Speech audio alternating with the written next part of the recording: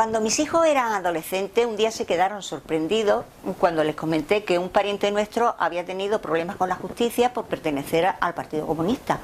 Ellos no comprendían de que una persona que no había cometido ningún delito fuera perseguido o encarcelado por tener unas determinadas ideas. Y yo les dije: ay, hijos míos, ¿cómo se nota que habéis nacido con la Constitución vigente? Porque la Constitución nos garantiza la libertad de expresión y la libertad de asociación. Eso es muy importante, pero no es de eso de lo que yo le vengo a hablar hoy, sino de un tema que también ha traído la Constitución y que quizás se mencione menos, que es la igualdad de derechos entre hombres y mujeres.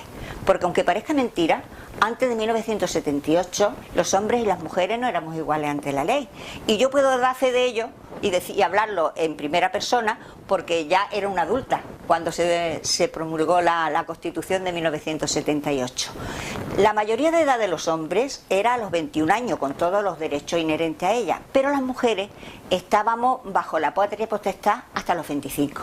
¿Y esto qué quiere decir? Pues quiere decir que para cambiar de domicilio, viajar, hacer alguna transacción, necesitábamos la autorización paterna. Y se daban casos, por ejemplo, de una persona que tenía una carrera o un trabajo bien remunerado, pues si tenía que cambiar de domicilio por motivos laborales, no pudiera hacerlo sin el permiso del padre, a no ser que el juez la emancipara. Y bueno, no había muchos jueces que estuvieran por la labor.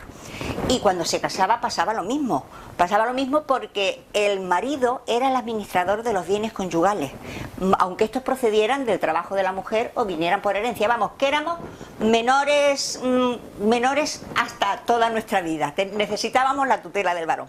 Esto daba lugar a situaciones paradójicas que serían cómicas si no fueran patéticas.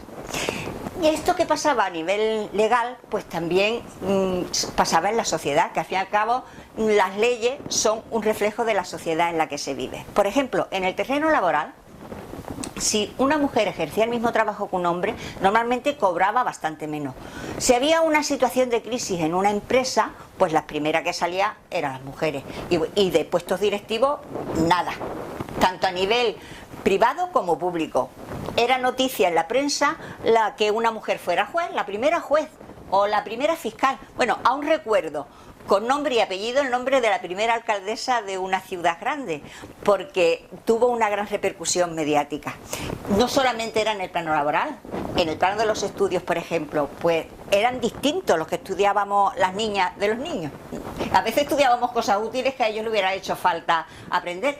Y, por ejemplo, si ante una carrera universitaria siempre se prefería en la casa que la estudiara el varón, aunque fuera zoquete y vago, y la chica pues estuviera loca por estudiar. Bueno, no debo decir siempre, porque en mi caso no fue así, gracias a Dios y gracias a mis padres.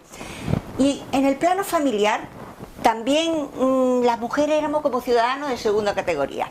Estábamos al servicio del varón, y no lo digo en un sentido teórico, sino pues nosotras poníamos la mesa, los varones se sentaban y nosotras servíamos la mesa. Además, realmente servíamos, era como se nos consideraba, ciudadanos de segunda categoría. Y en el plano sexual, pues ¿qué le voy a contar? Pues, no se consideraba lo mismo, ni muchísimo menos, el desarrollo de la sexualidad en un hombre que en una mujer. Las relaciones sexuales, el adulterio, tenían un distinto tratamiento. Y la violencia, no solo la violencia de género, sino la violencia doméstica se consideraba como algo normal. Miren, todavía me martillean los oídos la frase esa cuando una mujer era maltratada. Pues algo habrá hecho, pues se lo habrá merecido. Terrible, ¿verdad? Pues eso existía, eso fue una realidad hasta hace muy poco tiempo.